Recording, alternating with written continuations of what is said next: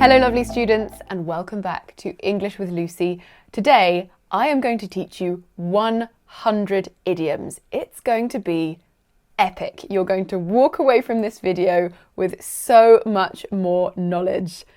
And the best part is I have a free ebook for you to go alongside this video. I know, you can thank me later.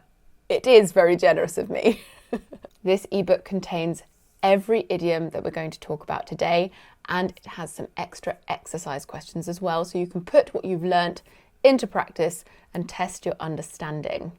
If you want the 100 idioms ebook and you want to take the exercises, download it now because soon it will disappear. I'm not sure how long I will keep it up and available for you for free. If you'd like to download it, just click on the link in the description box. You enter your name and your email address and the ebook will come directly to your inbox. After that, you will automatically receive all of my weekly lesson PDFs and any ebooks in the future, plus all of my news, course updates and offers. It's a free service and you can unsubscribe at any time. Right, let's get started with the idioms.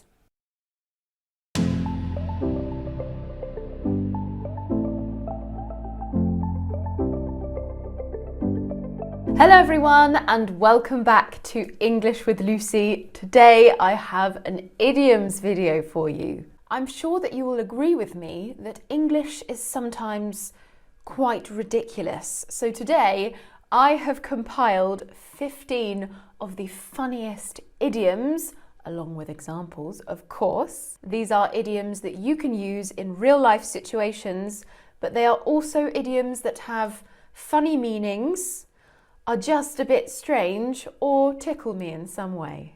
If something tickles you, it makes you laugh.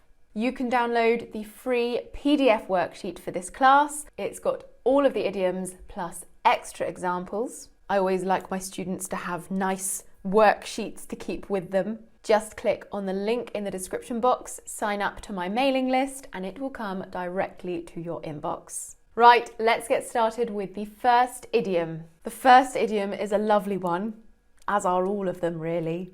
It is a storm in a teacup. A storm in a teacup. And interestingly, in American English, they say it in a slightly different way. They say a tempest in a teapot. So it's still tea related. Now this means a lot of unnecessary anger and worry or drama about a matter that is not important. Unnecessary drama. For example, she's made an official complaint to the CEO about the type of cheese in the cheese sandwiches at the canteen. This seems to me to be a storm in a teacup. A lot of unnecessary worry and anger about something that just isn't that important. Number 2, this is one that I have mentioned before many years ago, but it's so important and so widely used that I feel comfortable saying it again. It is Bob's your uncle. Bob's your uncle. Very important. This is a phrase that we say when we have reached the end of a set of instructions or when we've reached a result. It translates as, and there it is, or there you have it. So an example would be, to make a cup of mint tea, boil a kettle, add a tea bag, wait 2 minutes, and Bob's your uncle. There you have it. Now, number 3 is slightly morbid. It is as dead as a doornail, and this means very, very dead. You couldn't be more dead than a doornail, I guess. An example would be, I tried to save the mouse that my cat brought in, but it was as dead as a doornail. Similarly, along the same lines, we also have number 4, which is to kick the bucket. To kick the bucket. Now this is a verb and it means to die. To die. To kick the bucket, to die. I don't know why I'm saying die in such a die. I just can't help it, die. Let's move on. Now, the origins of this phrase are quite interesting. It's because when people died by hanging, they would stand on a bucket and then kick the bucket away. And that's where to kick the bucket comes from. An example, unfortunately, our favourite neighbour kicked the bucket 3 years ago, but we still feel her presence in the neighbourhood. And that's true. My absolute favourite neighbour died at the ripe age of 93, I think. But every time I go home to visit my parents, I always expect to see her. And then I realise she's not there. We miss her a lot, but she had a fantastic life. Number 5 is everything but the kitchen sink. Everything but the kitchen sink. Now, if you've never heard this idiom before, I would love to know what you think it might mean in the comment section, and then let's see if you're right. So pause now and write that. Okay, I'm starting. It means everything imaginable. This phrase became popular in World War II when newspapers would report that everything but the kitchen sink was thrown at the enemy. Everything imaginable. An example, Will packs lightly for travel, but I throw everything but the kitchen sink into my suitcases. Plural. I'm one of those. Number 6, oh, I love this one. It's so expressive. It's hilarious. It is the lights are on, but no one's home. I think I mentioned this one in my 7 polite ways to call someone stupid video, where I went through the 7 ways in which I had been an idiot throughout my life. If you would like to see some serious self-deprecation, then do watch that video. This is used to say that somebody is stupid even though they may appear normal. What a lovely phrase. An example, Jennifer has a degree in interior design, but the lights are on and no one's home. Number 7 is donkey's years. Donkey's years. This is used to describe an action that has continued on for a very long time. And supposedly, this originates from rhyming slang. Donkey's ears used to mean years, but now they've just joined together to become donkey's years. An example, Will has lived in the countryside for donkey's years. He just wouldn't survive in the city. He's lived in the countryside for years. Number 8 is to do a runner. To do a runner. And this means to leave a place hastily, quickly, in order to avoid an unpleasant situation or to avoid paying. An example, they ordered the caviar and the lobster, but when the bill arrived, they did a runner. They left hastily to avoid paying. Number 9, nothing to write home about. Nothing to write home about. If something or someone is nothing to write home about, it means they are not very exciting or not very special. An example, I met a boy at the ice rink, but he's nothing to write home about. He's not that special. I'm not that excited about him. Or the meal was nice, but it was nothing to write home about. It was nothing extraordinary. Number 10. This is one of my mother's favourite phrases. She has a lot. It is keep your eyes peeled. Keep your eyes peeled. And this means keep your eyes open or be vigilant, keep on the watch. And it's not because she's worried about my security. She actually uses this phrase if she's looking to buy something and we're in a shop. She says, keep your eyes peeled for green scarves or keep your eyes peeled for any calendars with chickens on them. It's a very good phrase. I recommend you use it. Keep your eyes peeled. Number 11 is to pick someone's brain. To pick someone's brain. And this is very weird sounding, isn't it? To pick at somebody's brain, to look for information. But that basically is what it means in a way. It means to obtain information by questioning somebody who is well informed on a subject. So it's something you hear in business a lot. And it's a really annoying question. Can I pick your brain for a minute? It basically means, can I ask you loads and loads of questions about something that you know lots about and offer you nothing in return? An example? Colin, can I pick your brain about that new project? And undoubtedly, Colin would be rolling his eyes inside. Yes, you can pick my brain. Number 12 is to put feelers out, or sometimes we say put the feelers out. And this means to make informal suggestions so as to test a concept before any final decisions are made. So it's basically to test an idea by asking people's opinions before they commit to something. An example, can I suggest that we put the feelers out to see if the employees actually want a Zoom Christmas party this year? I honestly cannot imagine anything worse than a Christmas party on Zoom. I'm sorry if you've just organised one, but that sounds like hell. Or number 13. This is a great one, but they're all great because I chose them. It is the best thing since sliced bread. This means that something is the best and most useful innovation or invention of recent times. It means that something is a good invention. Now, you might be asking, why sliced bread? Well, I asked myself that question and I did the research. When sliced bread was first brought to market in 1928, it was a massive deal. There were huge marketing campaigns about sliced bread.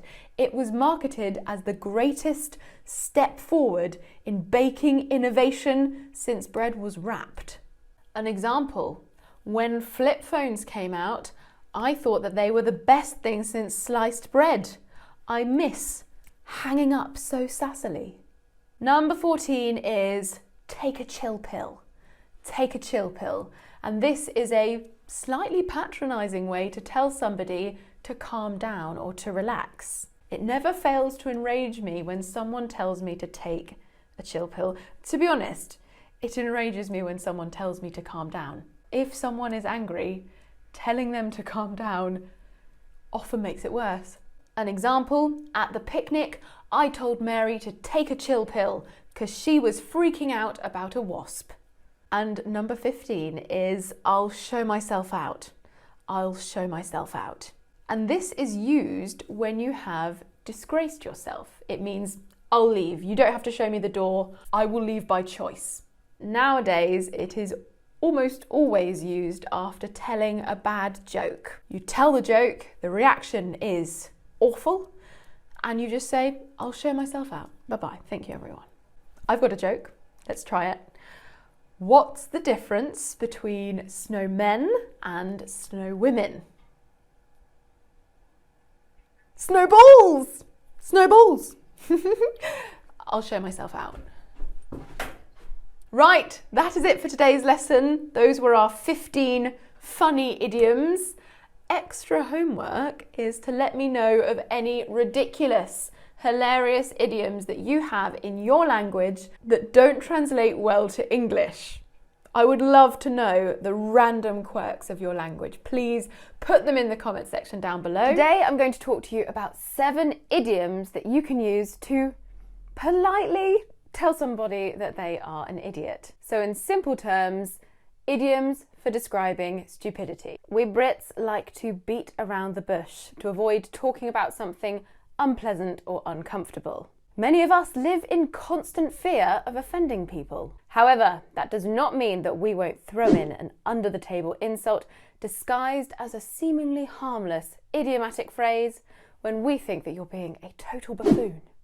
So today I'm going to teach you 7 ways to tell someone that they are a total idiot without seeming too offensive. Right, let's get on with this stupid lesson. Number 1. He's not the sharpest tool in the shed.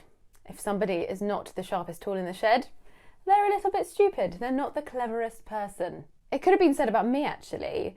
When I was invited on a YouTube trip to Berlin the other day, we were in a lovely posh hotel and I noticed that my hairdryer wasn't working. So I called up room service and I said, please can I have a new hairdryer? They immediately came up and gave me a new one.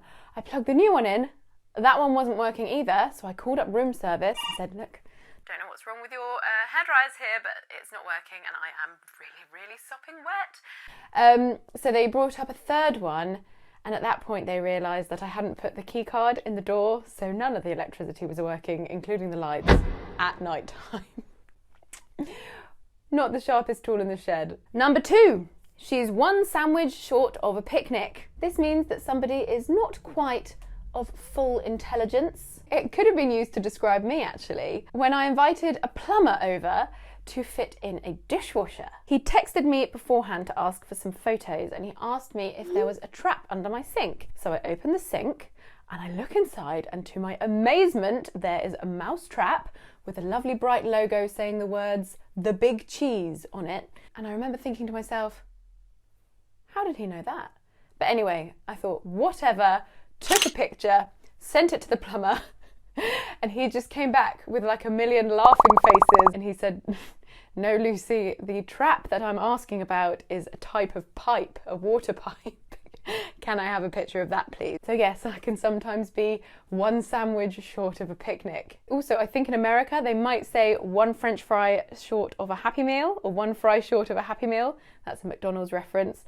If there are any Americans watching this, please comment down below and confirm that to me. Number 3 means almost exactly the same as the previous one. It is to not be the full ticket. If somebody isn't the full ticket, it means they're not clinically sane. So be careful when using it. Make sure that you don't offend anyone. It could have been used to describe me, actually. I think my mother thought that I wasn't the full ticket.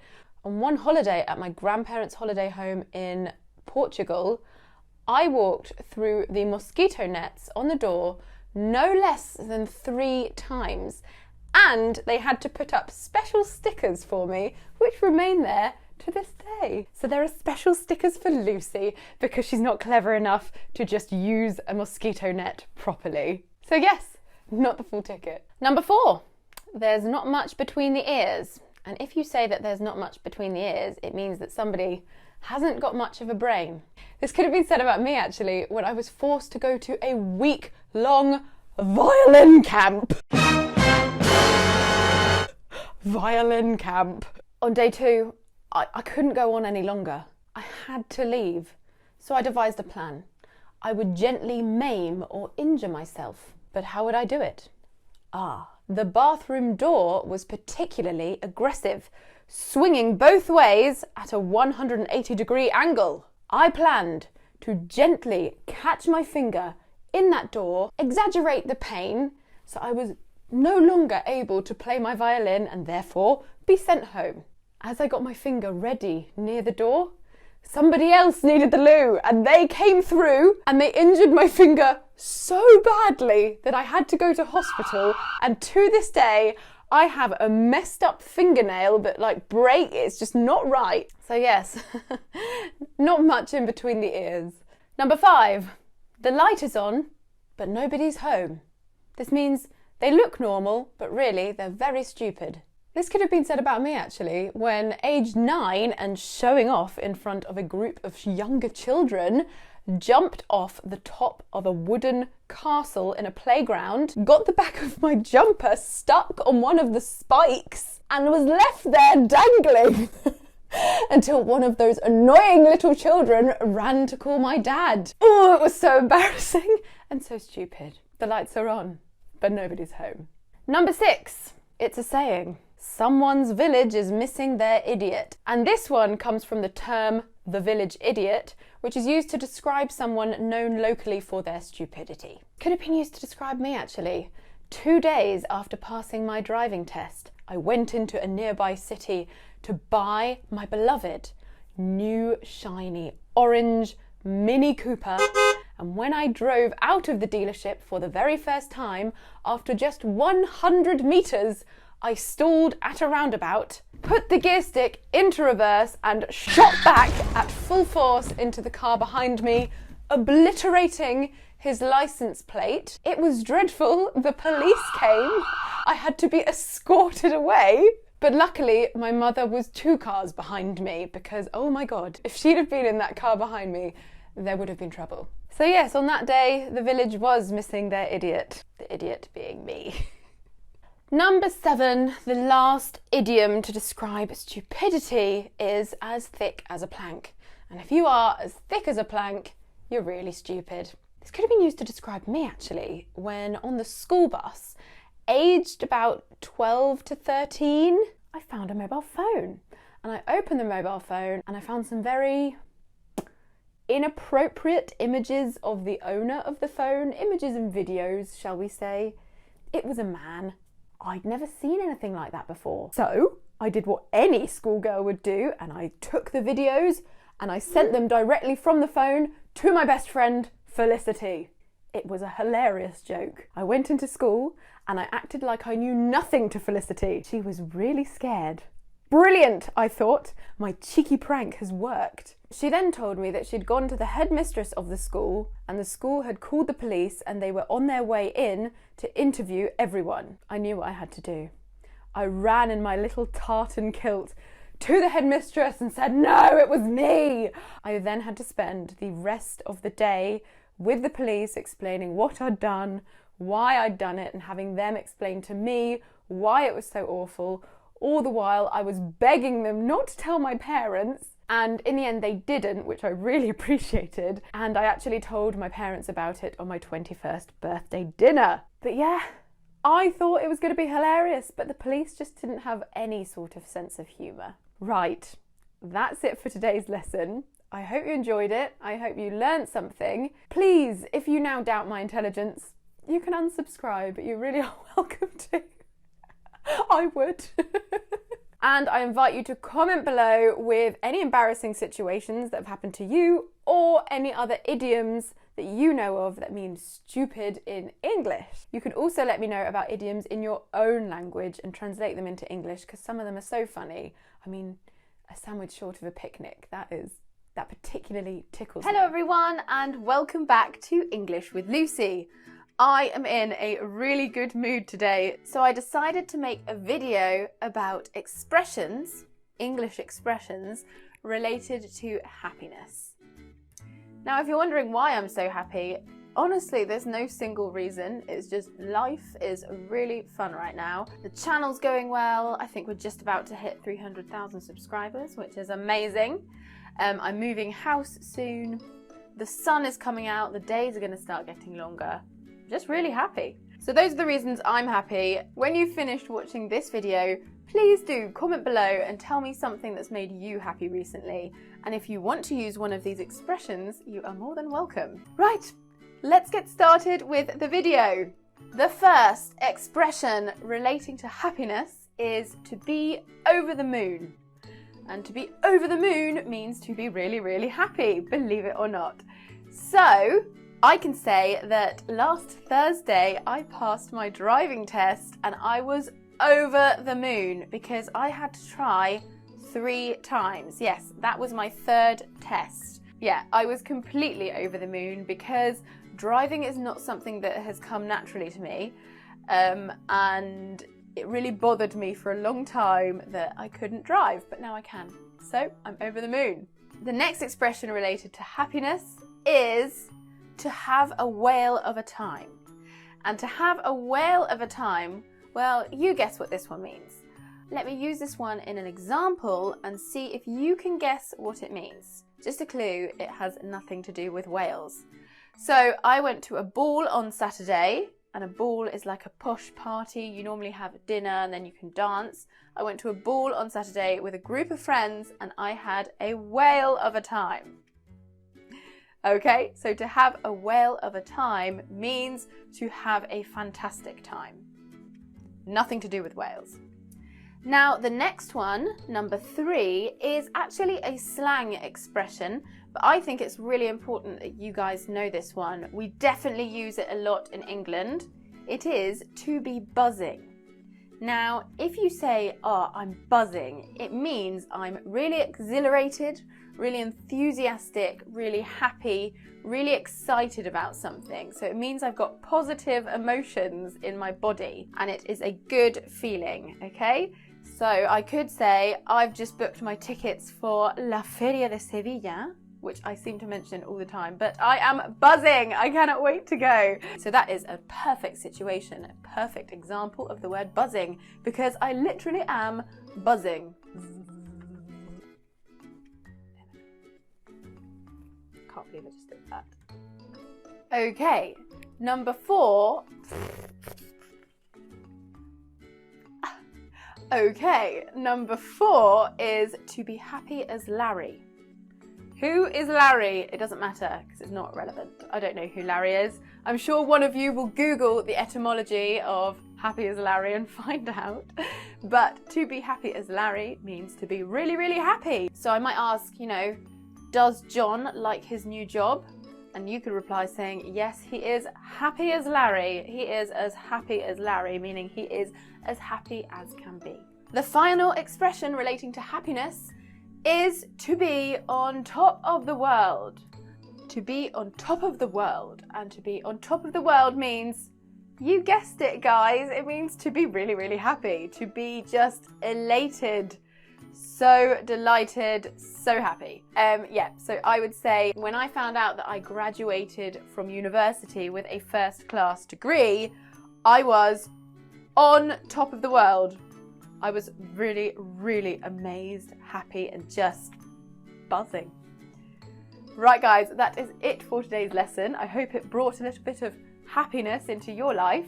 And as I said before, I would love to hear about something that made you happy recently.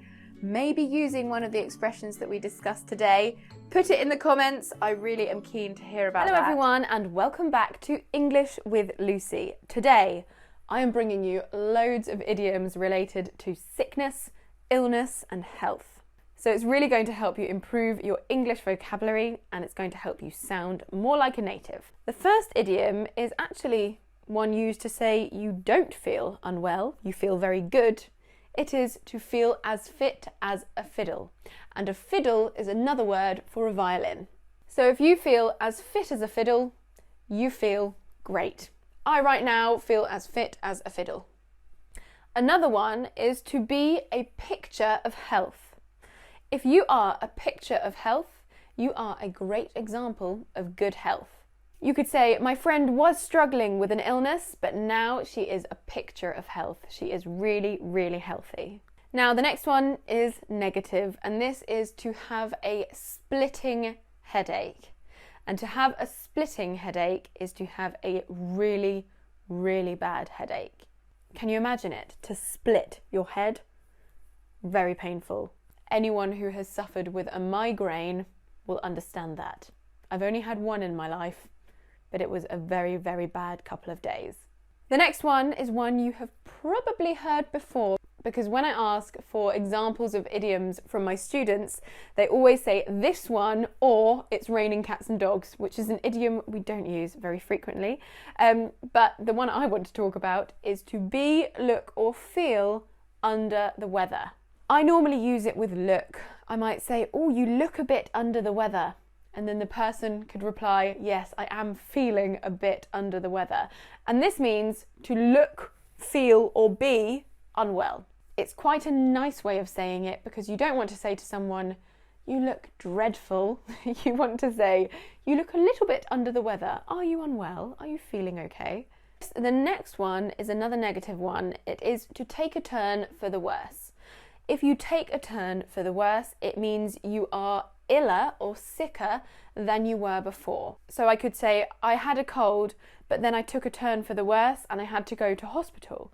So I was quite ill, but then I got really ill and I had to go to hospital.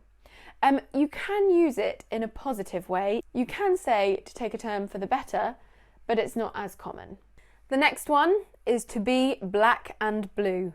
I wonder if you can guess what this one might be. Black and blue? If you're black and blue, it means that you have quite a few bruises. So the marks you get after you've been hit. So if you are very bruised, then you could say that you are black and blue. This relates to the next one, because the next one is to take a tumble. If you have taken a tumble, it means you have fallen over. So if you fall over and you get bruises, you can say, oh, I've taken a tumble and I'm black and blue. See if your English teacher understands you when you say that. The next one is to go under the knife. This means to have an operation. But it also can refer to cosmetic surgery. So if somebody says she's been under the knife, it means she's had cosmetic surgery.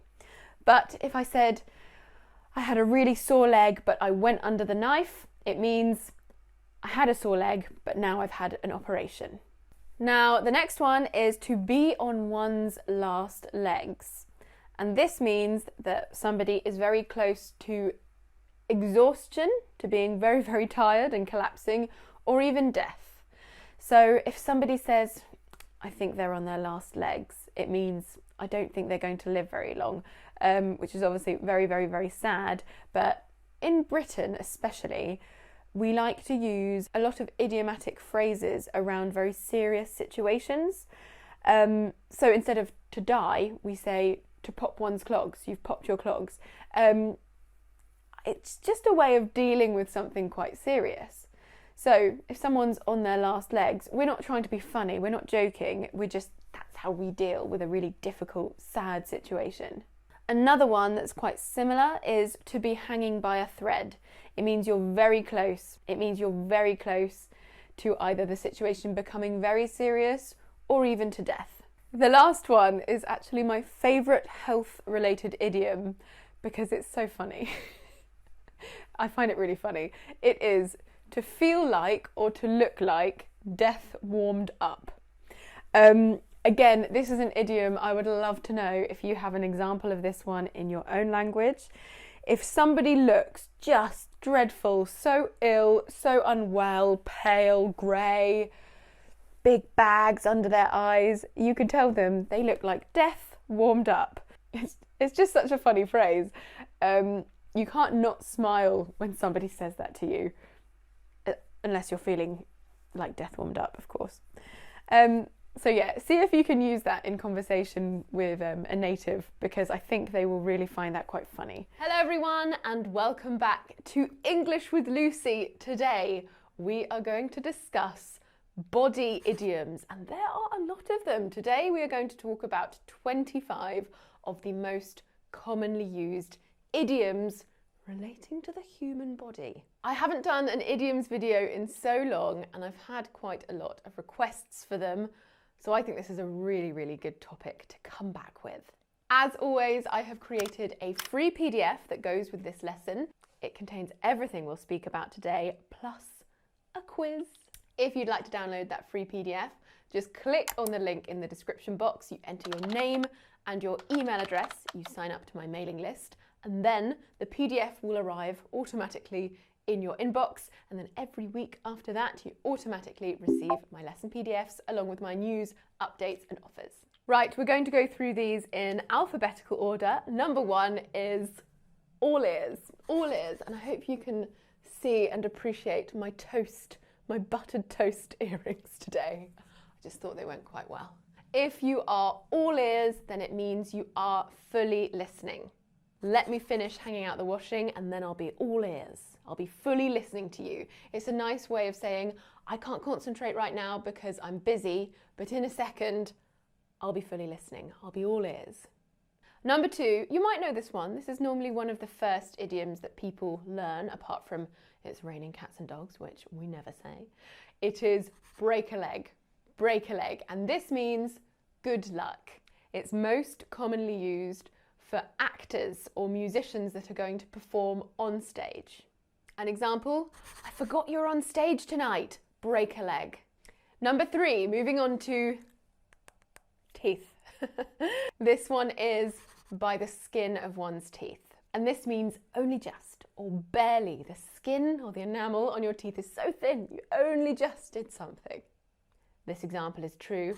I passed my driving test by the skin of my teeth. I really did. One more mistake and I wouldn't have passed. This is interesting actually. Fun fact, I turned up to my driving test 4 times, but I only failed twice because one time I turned up and I hadn't clicked confirm when booking in my test. So I was all nervous waiting there. Turns out I didn't have a test that day, had to wait another month. Number 4, moving down to feet, cold feet. To have cold feet. If you get cold feet or you have cold feet, it means you suddenly feel nervous about something usually important that you plan to do. And it's often used before weddings. If somebody suddenly thinks, oh, is this actually what I want? It means they're getting cold feet. They're suddenly doubting whether they want to do something or not. They're getting nervous. An example, I hope he doesn't get cold feet before the wedding.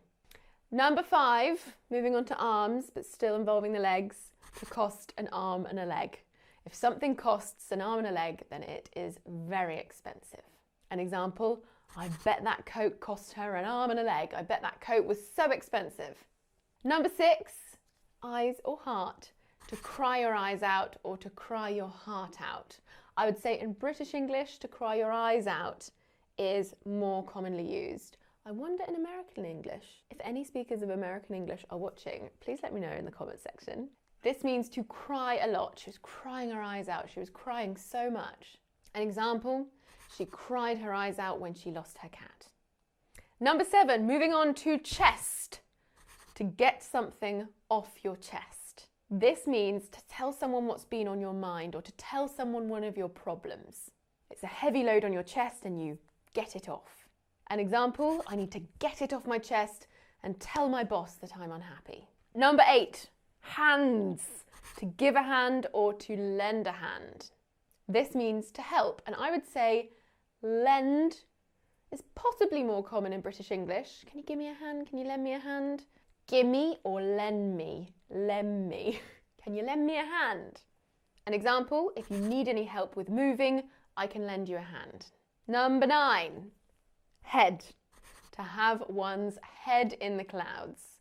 This means to be unaware or unrealistic about something, to be naive.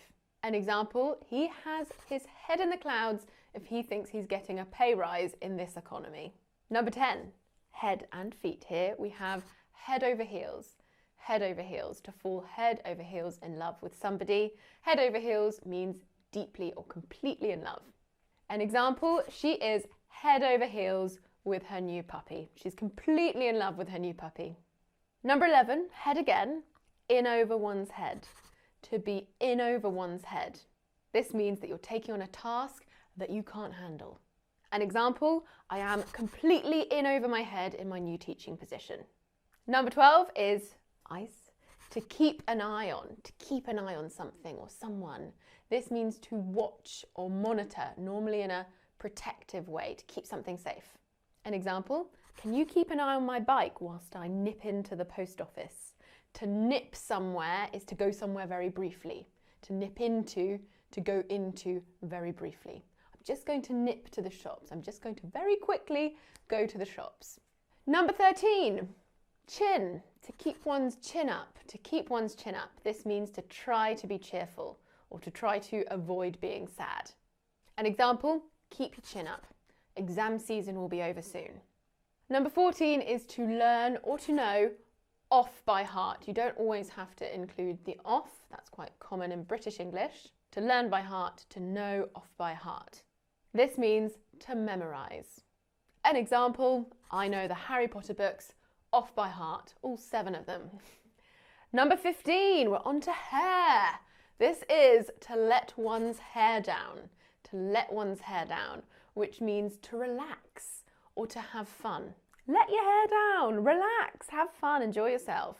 This is usually said to somebody who's a little more serious. An example, she needs to let her hair down. She is always so stressed. Number 16, lips. My lips are sealed. My lips are sealed. And this means your secret is safe with me. An example, my lips are sealed. I have no idea how much your dress cost.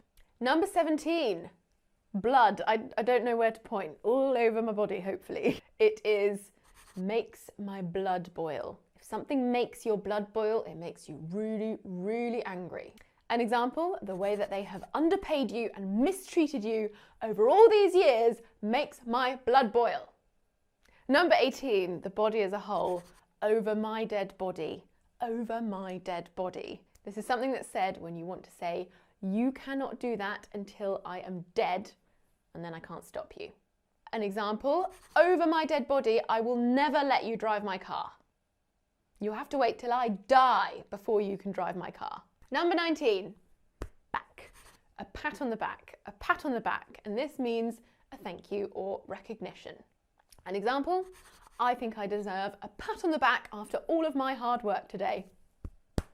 You will often see people doing a little meaning, oh, pat on the back, I've done really well, well done me.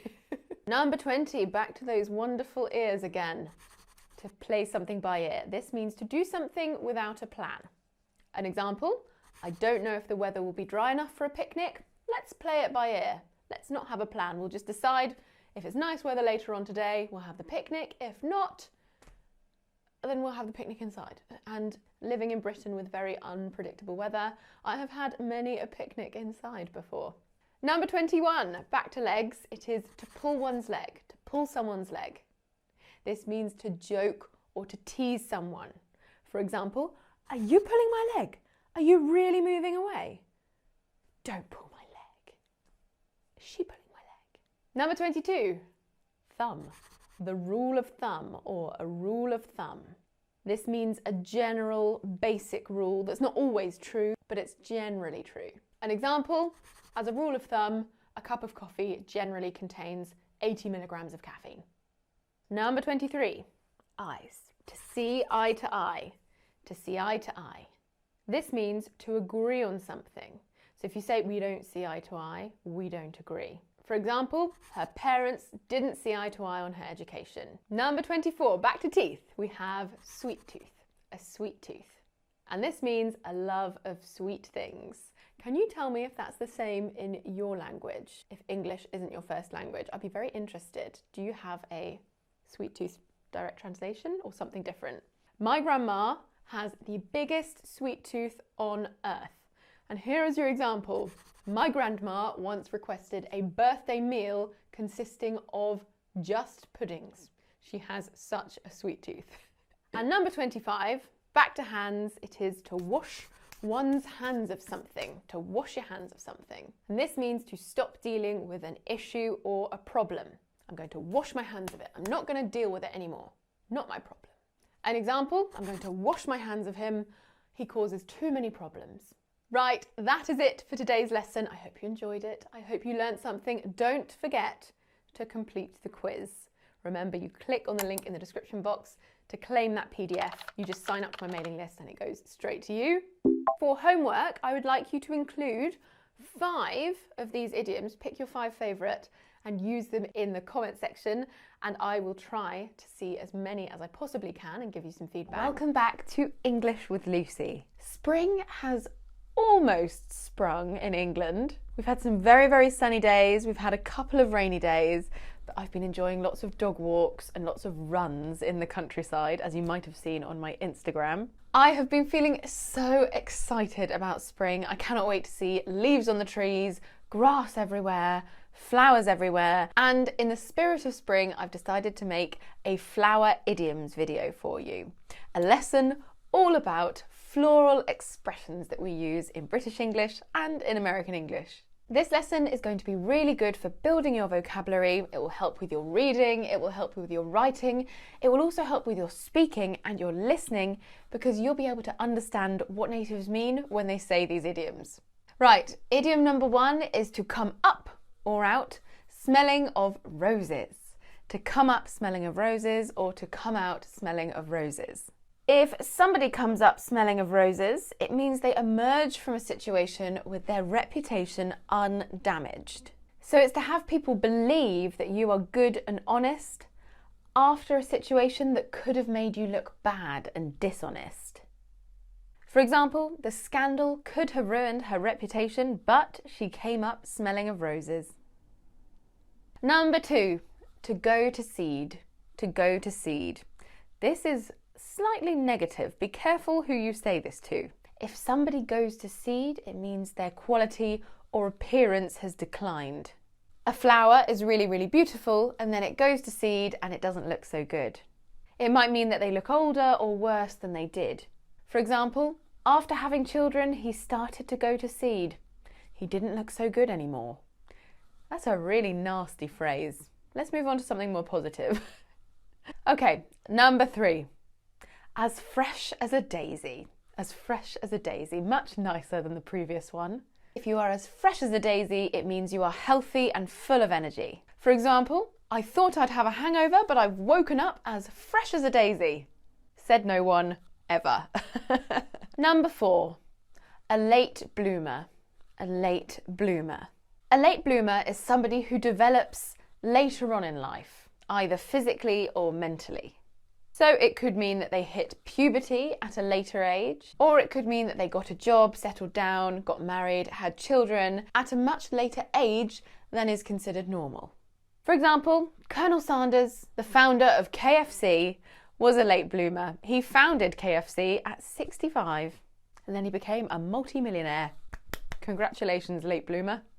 Number 5, no bed of roses. No bed of roses. If something is no bed of roses, it means it's difficult. It's not easy.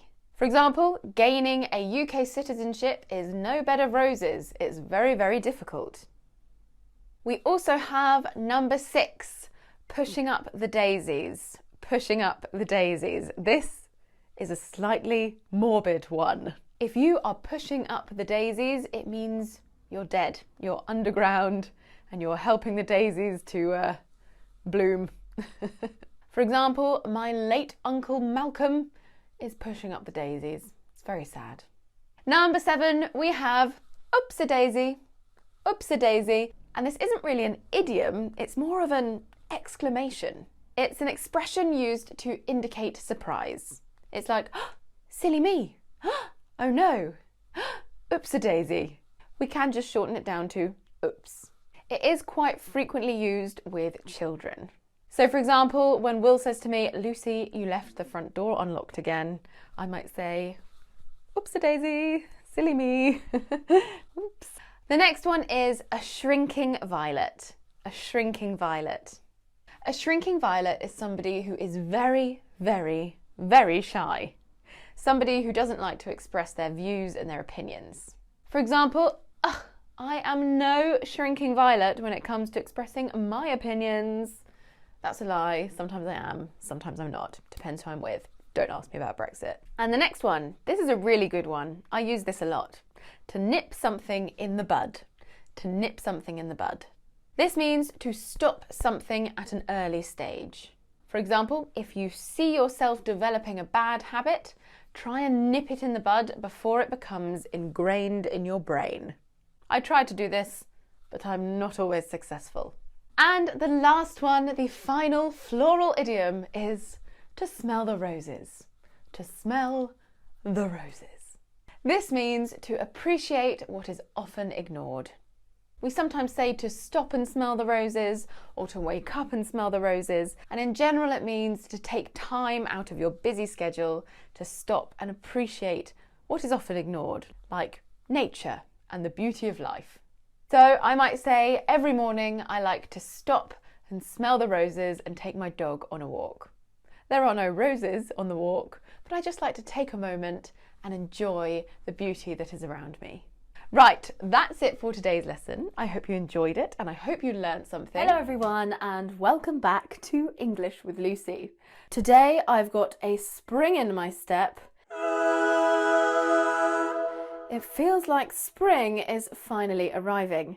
So today I have got 5 spring-related idioms for you. Now, the first idiom is no spring chicken. And if you describe somebody as no spring chicken, it means that they are no longer young. It comes from when farmers could charge much higher prices for chickens born in the spring because they were fresher and they hadn't had to live through all the winter months. So it's not a particularly nice thing to say about somebody. If somebody described me as no spring chicken, I would be a little bit offended. Now the next one is the grass is always greener on the other side. And I actually included this in a video that I made about proverbs because it's quite a good one to live by.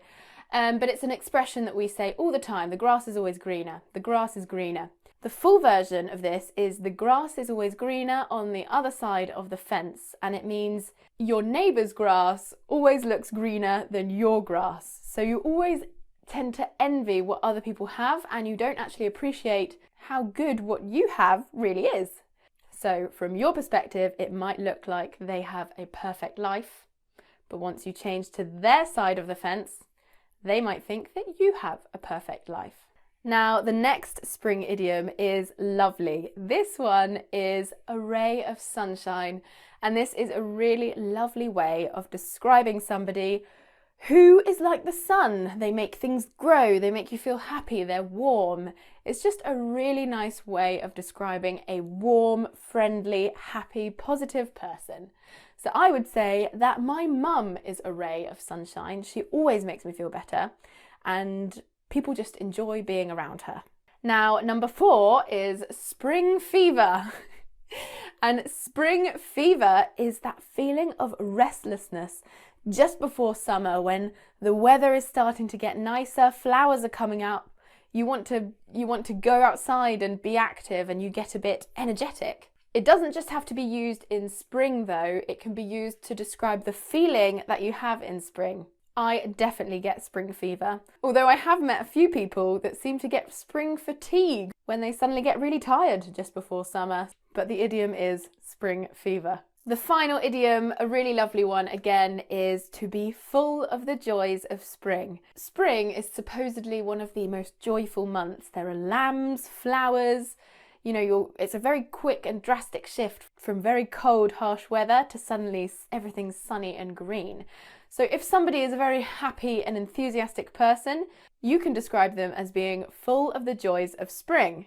So if somebody is constantly happy, enthusiastic, positive, smiling, laughing, then they are full of the joys of spring. Welcome back to English with Lucy. Today I'm going to show you 20 idioms that you can use to sound like a native English speaker. Idiom number 1 is a drop in the ocean. A drop in the ocean. I think there's a song called A Drop in the Ocean. I used to really like that when I was at school. A drop in the ocean means a very small or insignificant part of something big or whole. For example, the government's pledge to increase health funding by 100 million is a drop in the ocean compared to the billions that need to be spent. Number 2 is a lovely one. I think they're all lovely actually because I chose them myself for you. Number 2 is actions speak louder than words. Actions speak louder than words. This means that it's better to actually do something rather than just talk about it. For example, stop apologizing to me and prove to me that I can trust you. Actions speak louder than words. That's a good one to use in your next fight with someone who has lost your trust. Number 3 is to add fuel to the fire. To add fuel to the fire. This simply means to make a problem worse, to exacerbate a problem. We learned exacerbate in another class, didn't we, recently? Comment down below if you remember which it was. For example, don't tell her about the delays, you'll just be adding fuel to the fire. Number 4 is the ball is in your court. The ball is in your court. This means that it's your turn to make the next step or decision. For example, I've done all I can do, the ball is in your court now. Number 5 is to bend over backwards. To bend over backwards. This means to do whatever it takes to help someone. For example, our company is bending over backwards to satisfy our customers. Sometimes it can mean that you've helped too much, you've put in too much effort. Oh, I've been bending over backwards trying to solve his problems and he hasn't given me the time of day. To give someone the time of day is to give someone the proper attention. Number 6, to bite off more than you can chew. To bite off more than you can chew. This means to take on a task that is too big. For example, I think I've bitten off more than I can chew with this project. This is something I said all the way through my university degree. I was working, I had a YouTube channel, I was doing projects, I had taken on extra work.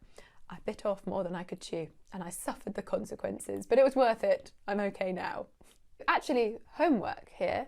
Have you ever bitten off more than you could chew? Let me know about the situation in the comment section down below. Maybe you were studying and working at the same time. Maybe you were trying to maintain a long distance relationship whilst doing an internship. I don't know. Let me know. Oh, number 7 is a good one. This is one my mum uses a lot. It's by the skin of one's teeth. By the skin of your teeth. This means to only just succeed something by a very narrow margin. By the enamel on your teeth, but we say skin. We don't normally say skin of teeth, but for this particular saying we do. An example, I think I might have passed that exam by the skin of my teeth. Only just. Number 8 is derived from a fable, I think, or a childhood story. It's to cry wolf. To cry wolf. This means to call for help when you don't need it. And I think the story is, I wonder if you have this in your own country and culture, a boy kept pretending that there was a wolf so that people would come, and in the end, when a wolf did actually come, he called for help and no one came because they always thought that he was crying for help when he didn't actually need it. An example, my new flatmate is always crying wolf. Number 9 is to cut somebody some slack. To cut somebody some slack. This means to give someone a break, to stop judging them so hard. For example, you need to cut the interns some slack. They are still learning. Number 10 is to cut to the chase. To cut to the chase. This means to leave out all of the unnecessary details and just get to the point. An example, to cut to the chase, I'm not comfortable working alongside John anymore. Number 11, to get one's head around something. To get your head around something. This means to come to understand something, to work to understand something. For example, I'm going to spend tonight trying to get my head around this new legislation. Number 12 is to hear on the grapevine. To hear on the grapevine. This means to hear a rumour or an unconfirmed story. For example, I heard on the grapevine that our receptionist will be leaving us soon. Number 13, a personal favourite. It takes two to tango. It takes two to tango. You've got to be comfortable with the t sound to say that. It takes two to tango. This means that actions or communications need more than one person. For example, don't just blame him for the affair. It takes two to tango. Two parties were involved in that bad behaviour. Number 14 is to miss the boat. To miss the boat. This means to miss the opportunity to do something. For example, I think you've missed the boat on that application. They've already started interviewing candidates. Number 15 is a lovely one. It is a piece of cake. A piece of cake. This means really easy. That pop quiz was a piece of cake. Number 16 is pull yourself together. Pull yourself together. This means calm down and act normally. It's normally said when somebody is stressing out. For example, I think you need to pull yourself together and stop stressing about the presentation. Number 17 is to sit or to be on the fence. To sit on the fence. To be on the fence. This means to stay neutral and to not take sides. For example, I'm sitting on the fence on this one. I don't want to offend anyone. Number 18 is to step up one's game. To step up your game. This means to start performing better. For example, if you really want to get this promotion, you'll need to step up your game. Number 19 is to sell someone out. To sell someone out. This means to snitch on someone or to let their secret out. For example, I asked you to keep that information to yourself. I can't believe you sold me out like that. And number 20 is your guess is as good as mine. Your guess is as good as mine. This means I don't know or I have no idea. For example, we just don't have enough data. Your guess is as good as mine. Right, those were our 20 idioms that you can use to sound like a native speaker. I've got some more homework for you. This is the official homework. The other homework was just spur of the moment homework. Spur of the moment means on impulse or without advanced planning. The real homework is to write in the comments section 5 sentences using 5 of your favourite idioms that we have talked about today. If you'd like to add some sentences with additional idioms that you have heard native speakers say, then feel free to do so and we can all learn from each other. Right, that is it for today's lesson. Don't forget to connect with me on all of my social media. I've got my Facebook, I've got my Instagram, my personal one, Lucy, my English page, English with Lucy. I've also got my website, englishwithlucy.co.uk, and on there I have got an awesome interactive pronunciation tool. So you can click on the phonemes and hear me say those phonemes and say words that contain those phonemes. It's awesome. Finally, you can check out my personal channel, Lucy Bella, where we vlog our lives here in the English countryside, and all of the vlogs are fully subtitled so you can use them for vocabulary practice and to improve your listening skills. I will see you soon for another lesson. Bye!